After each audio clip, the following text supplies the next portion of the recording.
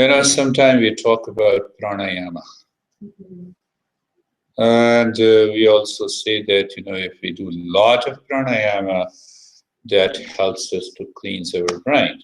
And there are studies which also says that regular pranayama helps to fire the brain, to rewire it, if I use that term. Yeah. What about the dogs? They are doing the pranayama 24 hours. What about the dogs? So there is a difference between the pranayama these animals do and, and we do. We are consciously regulating the breath. We are consciously changing the rate and the rhythm of the breath. And that has an impact on the brain, on the nervous system, and many physiological functioning. You're taking a deep, silent, and slow breath. Many studies says that it helps you induce the deeper state of relaxation. Yes, there are controversial studies done on different fast breathing. Some people say it's something like hyperventilation. The other studies suggest that if you're doing it regularly and gradually increasing the speed and also the duration, so it helps you acclimatize the receptors, chemoreceptors and the peripheral receptors. In the end, it helps you to acclimatize the brain to withstand the higher pressure. And in turn, it helps you to manage your stress and anxiety. So there are, but the question lies that traditional wisdom aims at unfolding the subjective reality, and the science unfolds the objective reality. So they appear diametrically opposite, and their basis, their foundations are also different. So we cannot take the traditional wisdom to oppose science, or we cannot take the science wisdom or paradigm of the science to oppose the traditional wisdom.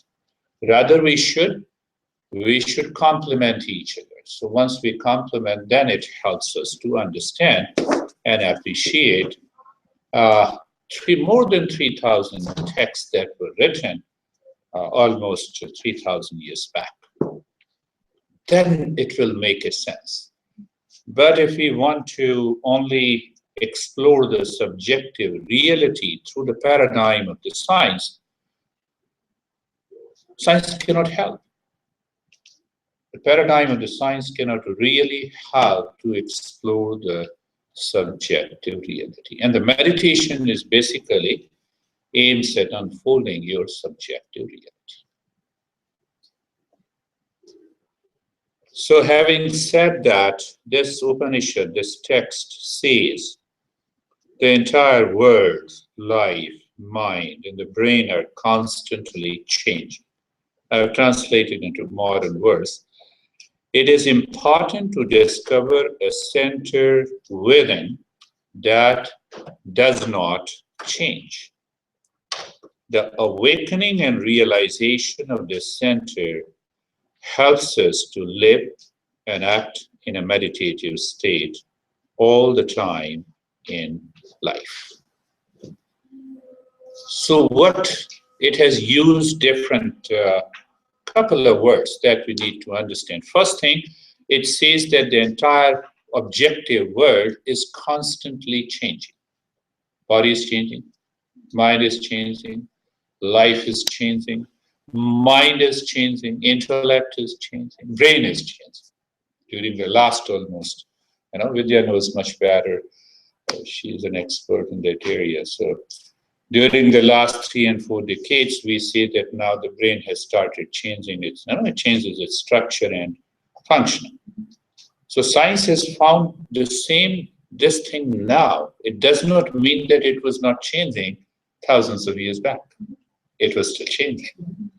Yeah? So that needs to be appreciated and understood. That what the science has found now, it was basically a correction of error. I always tell you, it's basically a correction of. It doesn't undermine the role of the science, but it also does not undermine the role of the traditional wisdom. So first thing to understand that the change is everywhere. Change is everywhere. This studio, it was not the studio a couple of years back, now it is a studio. There is a change. So this change takes place at 3 levels in the external world. You just parked the car outside, first change. You came inside, second change. You left home and came here. So first change in time, second change in location, third change in possessions, fourth change in events. The outer world is constantly changing. The mind labels in terms of the time, in terms of the locations, in terms of places, you can say, and also in terms of events, in terms of possessions. 6 p.m., the meditation starts. So the mind gives labels to these changes. Where the problem comes, when the mind labels, where are you, Vidya, now?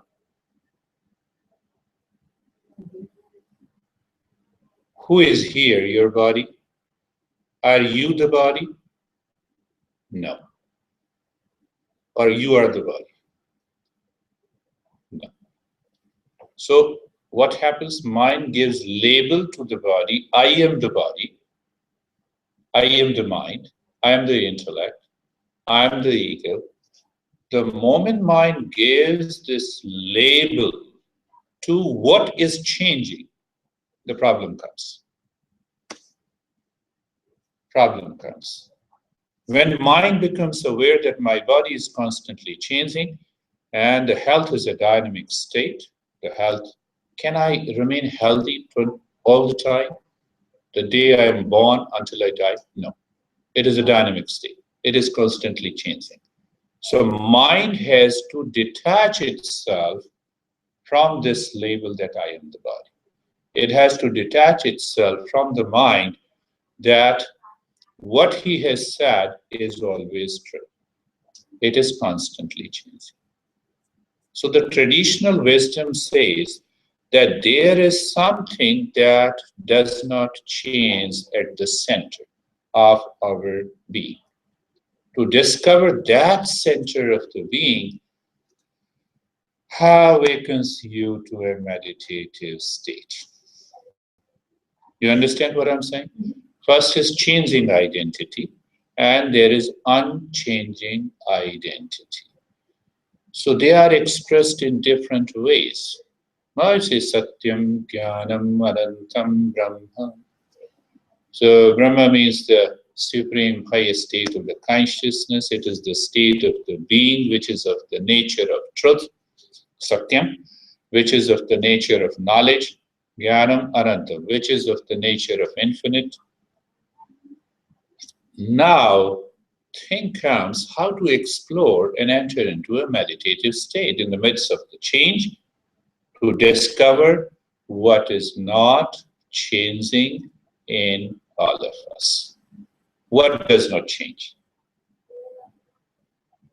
The moment you are born, Marina, so your name was given Marina. 5 years old, you are Marina. 10 years old, you are Marina. I'm not going to ask your age, you are still married. We can share our age, you know. Men can share. The women cannot share their age. So now see one thing. On the subjective side, that I is the same. Body changed, and I still confirm that I'm here. Even at the age of 5, 10, 15, 20, I was totally ignorant and illiterate when I was born. I went to the college and the school, graduated. I'm still there. That I is there. I is there. Now give this I a label of the body. Oh, I have become old now. I don't know when I'll leave this earth. Better you leave this earth. The earth is also dreaming of it. So we give label. I gives label, which is changing. That is causing the anxiety. That is causing the problem. So then what we should do, how to discover this I? I is already present within. We have not to create and produce it. One thing more, and then we will start with this meditation practice. Do you know that you are here? Do you all know that you are here with me? That is knowing. Okay? And second part, because you know you are here, being is also here. You are also here. Two things. You are here, and so there are two aspects, being and knowing. When the being and knowing is together, you are already in meditative state. What do you have to do? You have to do nothing. Just, you have to do nothing. I'm here and I know I'm here. So what happens? The mind hijacks you, takes you to different places in time, events, positions. You are lost. You lose your awareness. Now you are here, but you don't know if you are here. That is, being and knowing together is known as meditative state. It's a wonderful description in this Upanishad. But without doing anything, how can we reach to that state? Let us see that. I will point you out that we are not doing anything, and still we will be reaching and discovering that meditative state.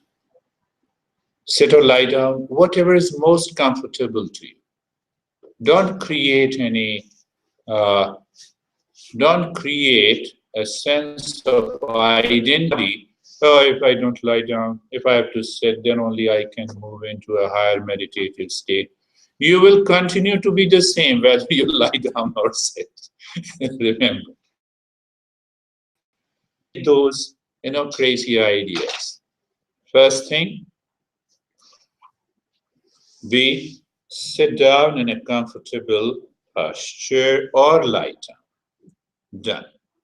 Because it is evening time, so I'm giving you a practice. I call it, it is not required, but still we are doing it to clear your brain and to raise your awareness. See that point. Now that is why I started with that the dog is always doing the pranayama 24 hours. We cannot do even for 1 and 2 minutes. So let us do it for 1 or 2 minutes. Start breathing long and the fast, the way you want to breathe. Just breathe little. Change the rate and the rhythm of the breath. Just do it. Just do it.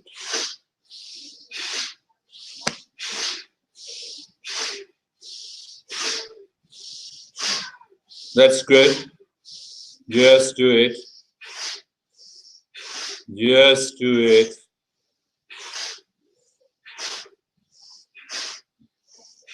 Yes, long and the hissing breath. Don't start thinking of the benefits that you will get it.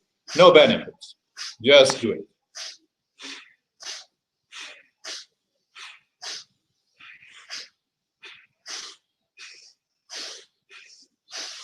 Good, good, good,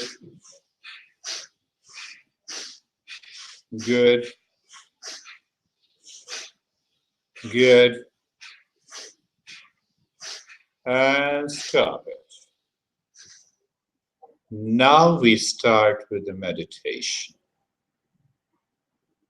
So if I say the first step is a happy and a steady state of the body. Body is constantly changing, and if through awareness we recognize, we discover that happy and the steady state, the first step will be done. What we are going to do, we discover we are not doing anything. How? Question, mind always asks this question. Look at the neck joint. When you look at the joint, you feel the sensation and you become aware. Now, if the neck joint has any discomfort, what do? You just adjust in a line. That you do subconsciously and unconsciously, even while listening to somebody and talking in a day-to-day life activities. So I'm not saying specifically to do anything. Look at the shoulder joints. So when you look at the shoulder joints, you feel the sensation, okay? You become aware, and that awareness tells you, is there any discomfort? No. So what should we do? Continue to be into that state. Now, if the body moves, body is the unconscious mind.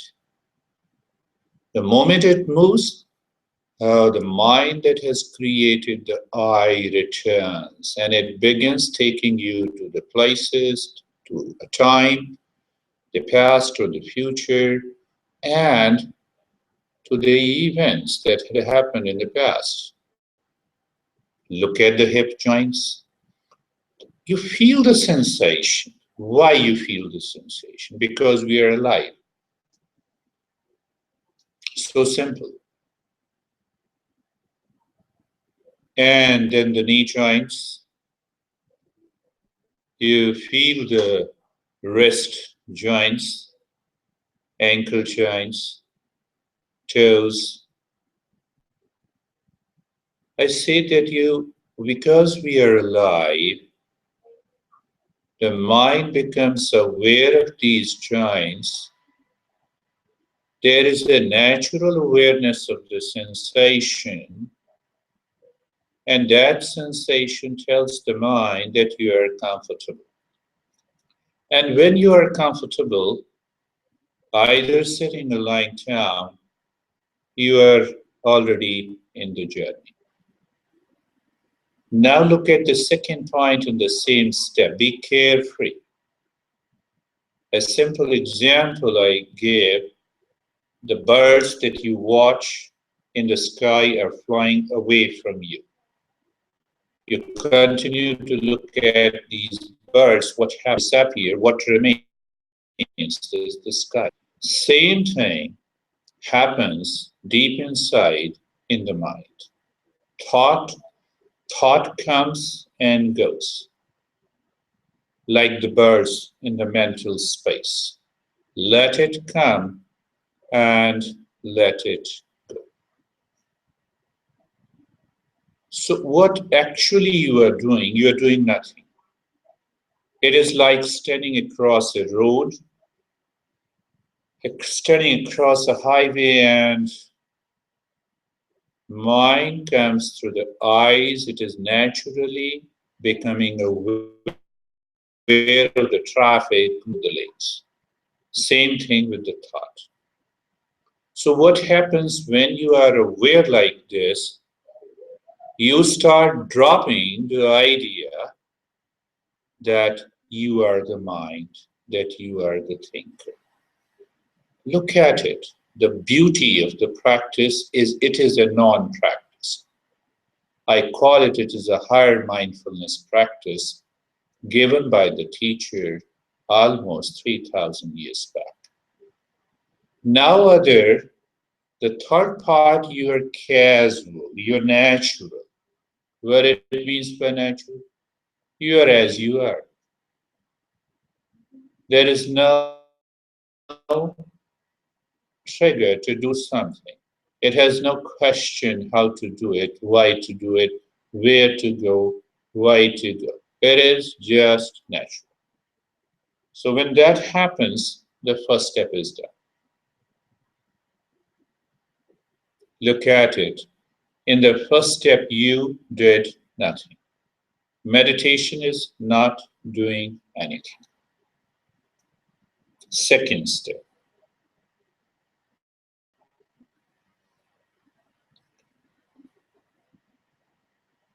we when we raise awareness of the body, we experience deeper relaxation in the body that comes naturally. I'm not talking of a physiological rest, that is a byproduct, but it comes naturally when the conscious awareness and the conscious mind looks at the body, it drops the unconscious and the habitual mind that has created a notion that I am the body. So we need not to reject it. How to reject the darkness? Switch on the light. That is what. Look at the head and the neck. So look at the head and the neck. Mentally, you are aware of it. And you are there. Where? On the head and the neck. So this time, you may consciously experience the sensation deepens, relaxation is there, and the stillness is there. Look at the right arm, be there, sensation, relaxation, and the stillness. It needs simple understanding, nothing more than that. The way I said you during the talk, that you know you are here. So there is a knowing and you exist here, being is here. Same thing. Look at the left arm and be there. Where? On the left arm. What you are knowing, left arm is here. Where you are? On the left arm. What happens? Conscious experience is sensation is there, relaxation is there, and stillness is there. Look at the rib cage, the chest region. There may be a little movement there, it's okay. You're there, you feel the sensation, relax, stillness. Done. Not a big deal. Look at the belly. Now, I modified it to make you understand these deeper principles. I'll come to the main principle. Move the mind on the belly. What happens? Your awareness is on the belly. Awareness is not doing anything. I'm aware of you all. It doesn't mean that I'm doing anything. You feel the sensation, relaxation, and the stillness. So look at the right leg.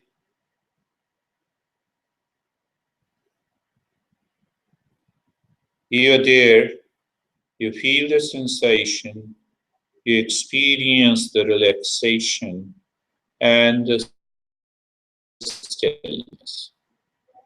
Experience you're alive. Don't you experience the breath is going in all the time? Similarly, when there is an awareness on the right leg and you're simply there, It awakens you to the sensation, relaxation, and the stillness. What a beautiful state. Move the mind or awareness on the left leg. Sensation, relaxation, and the stillness. Look at the entire body. Follow the signs.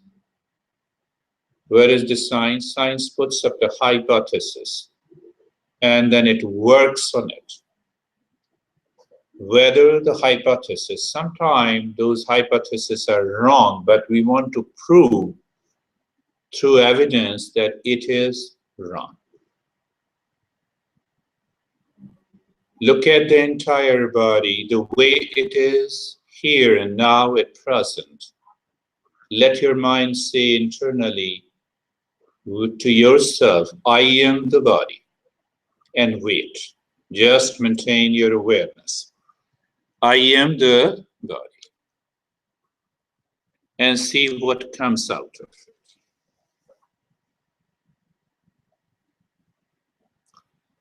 Because we have a conscious experience of the sensation, relaxation, and the stillness, that I in the body doesn't go together. It gives you a sense of awareness that I'm more than the body. Body belongs to me. I possess the body, but the body is not me. Why? The answer comes from a traditional wisdom that let the mind drop anything and everything that changes constantly. Let us move to the next step, the breath. Look at the breath. The mindfulness practices where, and especially we use the mindfulness with the Buddhist practices, even though it has come from the Tantra tradition. And it has its root in our traditional wisdom. Look at the breath. Breath is going in and out, feeling the sensation, and no change. Breath is going within me. Breath is coming out of me. Drops completely when I'm aware that I'm not the body. Look at it. You have to explore. Explore how? Not by an effort, just by an awareness. Where is here and now? At this moment, please. What we do? We do nothing. We are aware of the state of the sensation, relaxation, and the stillness. In that state, we see the breath which is constantly changing without our action or effort. Like the dog is breathing, doing pranayama all the time. So we are also doing very gentle pranayama all the time. The breath is going in and out. It is happening. Awaken to that state, it is happening.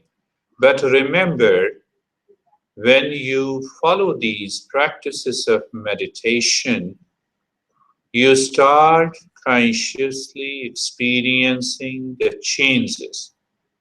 What are those changes? You may feel tingling, numbness, some vision, some colors.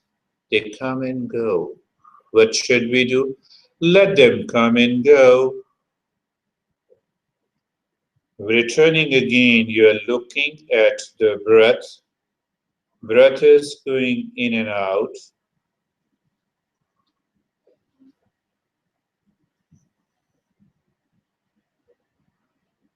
Become aware of the mind, how it creates I-ness with the breath. Breath is going in and out. Then the mind says it is life. Then the life says it has desires. Then desire, I have to fulfill my desire to act on it. So the comes. They are very subtle clinging. The mind creates that identification that I am the breath or I am the life. Why it creates? It is scared. It is always full of fear. Why? Someday the real I will disappear. The existence of the mind will disappear. So it is scared, and that is why it is constantly running. What a beautiful understanding this traditional text gives us. So now you know, you understand. Breath is going, you're feeling the sensation. There is no change in the rate and the rhythm of the breath. An opposing state of the body. Look at it. The state is in the body is in the state of the sensation, relaxation, and the stillness. And the breath is dynamic, and I'm aware I am not the breath. So this traditional teaching goes a step deeper than simply being mindful of the breath. You're looking at the breath, breath is going in and out, and that in and out doesn't stand because I'm not the body. I'm not the body. Look at it. So I'm not the body, I'm not the breath. Let us go little deeper. So behind and above the breath, thoughts are there. When there is a thought, thinker is there. Thinker says, this is past, this is present, this is future, this is event, this is time, this is place, this is my experience. Thinker blasts millions of thoughts at the same time because of our habit, conditioning. Because mind wants to live in a comfort zone. What should we do? Do nothing. I didn't understand. Your mind will say, look at the thought. Thought comes, goes away. Thinker says, I feel numbness in the body. Okay, just okay. Do nothing. The mind scares you. Why? I have already given you the answer. It has created a false I. It wants to live with that false I. So first fear, then it starts running to those millions of thoughts, thinker.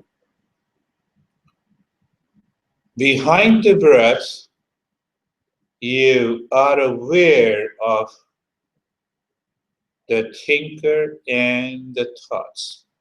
You know what this thinker does? Thinker instantly triggers you. Oh, you feel the numbness. You feel the itching. Oh, there, that's not good. And it triggers to take an action in the body. Why? To claim I am the body. Look at it. We are not doing anything. The beauty of this meditation today, that we know we are not doing anything and we are exploring. We are simply aware of it. That takes us very deep.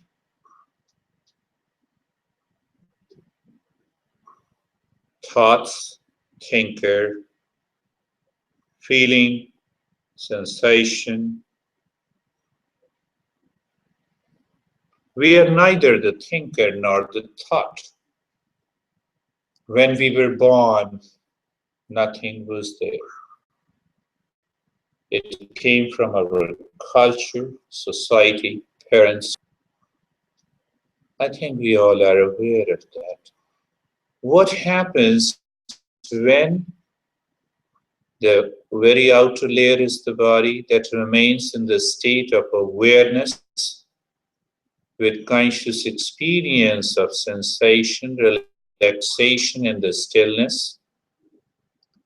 At the same time, you are aware of the breath, and you are also aware that you are neither the body nor the breath, and then you are looking at the thought. You are neither the highway nor the traffic that is constantly moving, and you are not the car. Look at the metaphor. And then you are looking at the thoughts and the thinkers.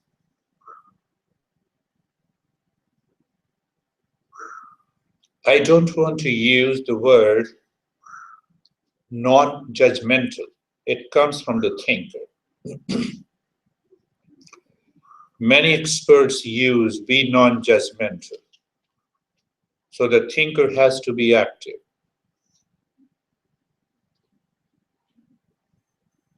We want to become aware, some deep down, that I am not the thinker and the thoughts. Let it come and go.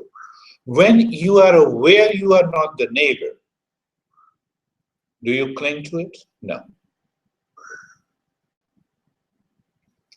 The neuroscientist talks about that this helps you to keep inward awareness and attention, and that fires the brain to rewire it. They talk about neuroplasticity. And we reach to that state through thousands of practices. Comes from the traditional wisdom to discover that subjective reality within.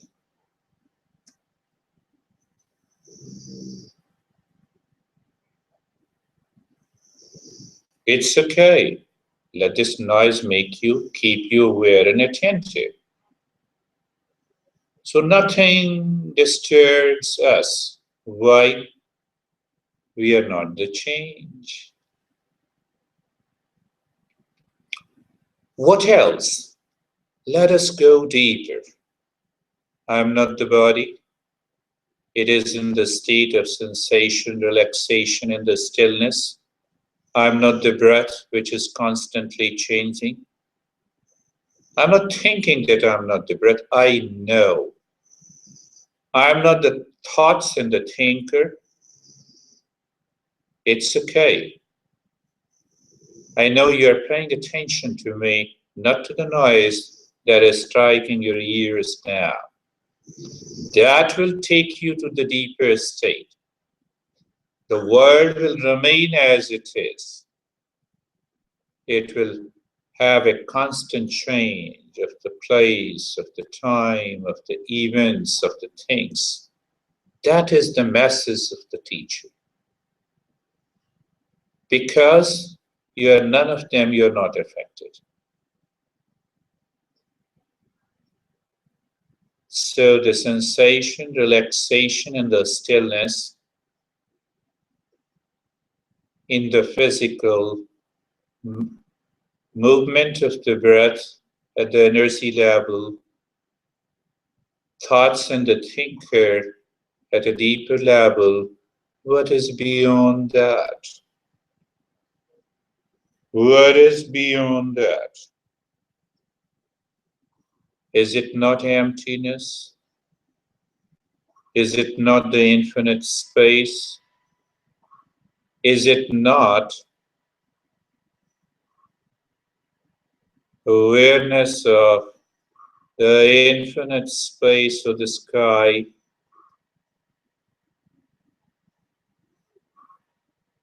The wisdom says, the teacher says, 3,000 years back, that you instantly become aware of the infinite space deep inside. In that infinite space, the thoughts and thinker occurs, the breath occurs, the body occurs. They are constantly changing, and there is an awareness.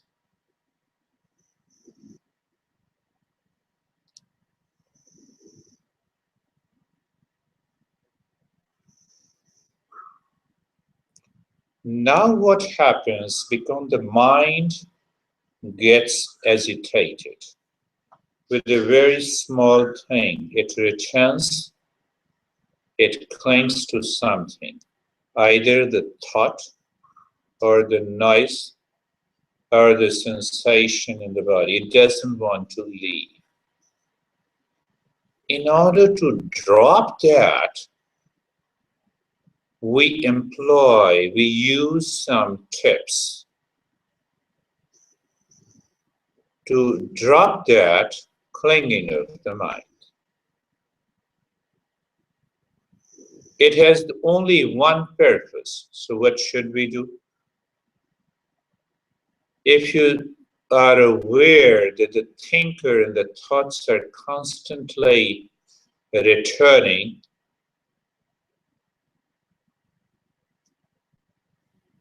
the moment the breath goes in,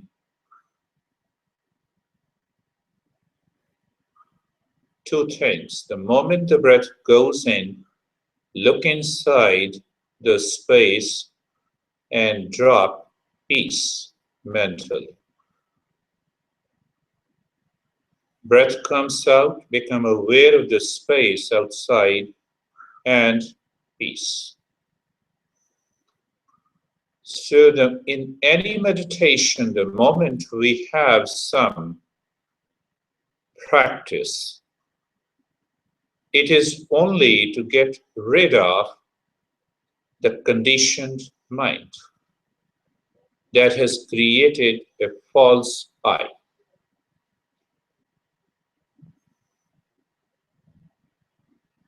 Not to reach into the deeper state of mindfulness. So if your mind says, I'm annoyed with the noise, look at the breath going in, peace. The moment you drop that peace, become aware of the space. The breath comes out, become aware of the space, simultaneously peace.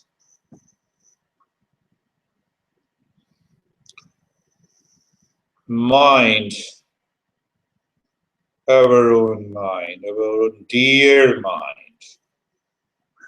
Our dear mind says, I cannot do it for such a long period. You see?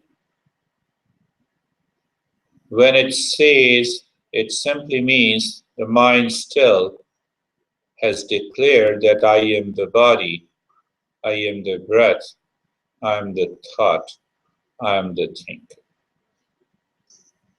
So in those moments also, return again to the breath, going in, becoming aware of the space, and dropping peace, as if the peace and the space are essentially one. The way I say you, hey Marina, so it means you and the Marina are one. Vidya and you are one. Look at it. So we change the wrong perception of the mind, the way the mind has created it. That is another teaching of the Master 3,000 years back. We are not saying peace to create the peace. We are saying peace with awareness of the space inside and outside to drop the identification of the mind that causes the stress and the suffering. That is why we fail if we don't understand that. Then we continue chanting peace, peace for years together, and still there is no peace. So that way it keeps awareness and attention inside. And the science is right, inward awareness and attention and extension in time helps to fire the brain to rewire it, and that leads us to deeper peace, love, kindness, compassion.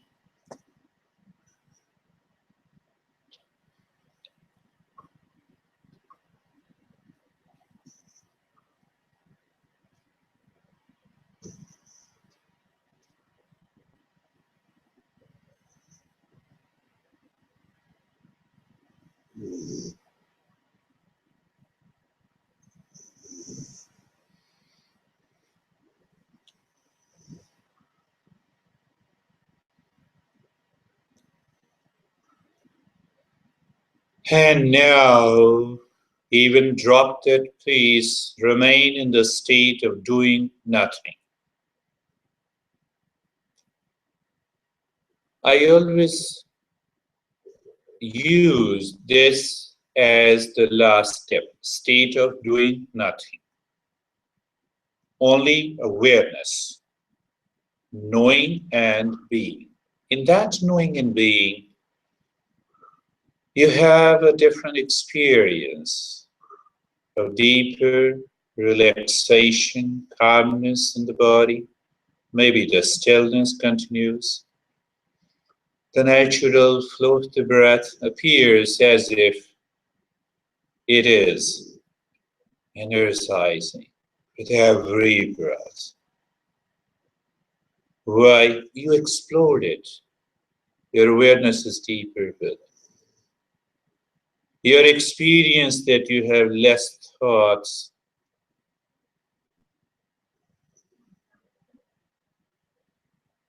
You experience something deeper within, as if the I is lost.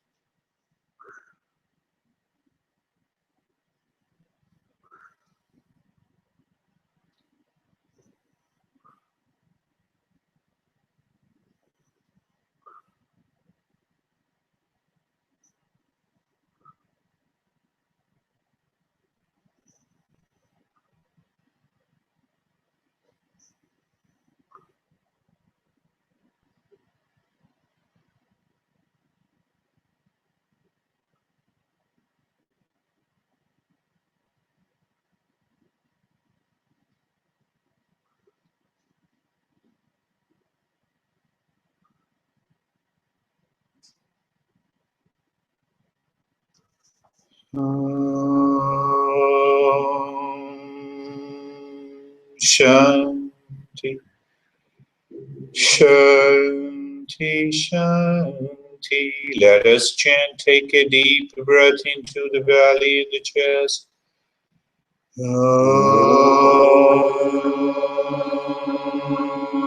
Wonderful.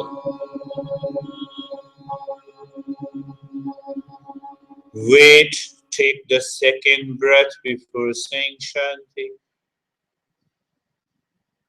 Shanti, Shanti, Shanti. You can see the signature step of returning very slowly, gently, maintaining that state. First thing, bring your mind on the right palm. Bring your mind on the left palm. Lift your both the palms. Place it on your eyes. Place both the palms on your eyes. Open the eyes inside. And now is the time to know your experiences, your problems, challenges. Why? We will discuss. Why to discuss? To progress. Bring the hands down. How are you? Another way of doing the same meditation. I remember. That was a good one for me. I feel like last time when we had, I feel like I still need like the Owens or some type of like chant to help me out. Yes. Just the silence is a little hard. So I kind of went back into that unconscious, conscious. Yes, yes. It means the mind was still wandering here and there. It was moving into time and the places. Mm-hmm. And that is why we need something to support that mind. When you said the peace in and out, that helps. Yes, that helps. Yes, yes. It will take some time, but you feel calm and relaxed. Oh, yeah. How are you, my friend? Very calm. This is a deeper state, but at the same time, like, my mind was being full with kind of bringing a little bit into the unconscious, but I was aware, and then it's kind of this like battle is going back. I was just being aware of the body, because like you were talking about the body as much. I was like, okay, so I can away from the body, but I know everything's keeping it in. I'm just trying to maintain the level. Like sometimes, like not to say too deep. Too deep, yeah. That happens, yeah. That's a very good state here. Overwhelming to like endure being inside there, like to remain conscious with that like, intensity and stuff. Very relaxed though. Very relaxed. Wonderful. How are you, dear? So I think I'm recording that in just what I'm doing. So like allows me to not focus on other noises around me, so it keeps me focused on what I'm supposed to do. Two, I've been having some issues with my head and neck, like this pain in my ear was hurting, that's why I had to sit. That's you have to sit. It's okay. But I felt like not doing anything else. I was more drawn to all those pain points as opposed to actually detaching myself from it. Yes. I felt the pain, I felt the throbbing much more than and it demands regular practice because mind is so much heavily conditioned not to claim that I'm not the body. The moment the pain comes, the first thing that mind strikes, that first I am the body, then I have a pain. The identification is very strong. So the moment we feel any kind of a discomfort at the physical level, the mind draws its attention. So that is what happened in the practice. Second thing, I'll just answer in a metaphor. When you wake up in the morning, does the thinker in you says that I'm Vidya, now I'm waking up, now I'm going to restroom? That is what we understand by mantra. No. The understanding of mantra is different. One of many literal meanings of the mantra is that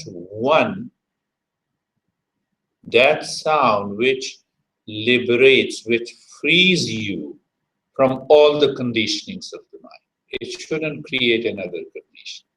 Sure. Mantra means tra. Tra means liberation, freedom.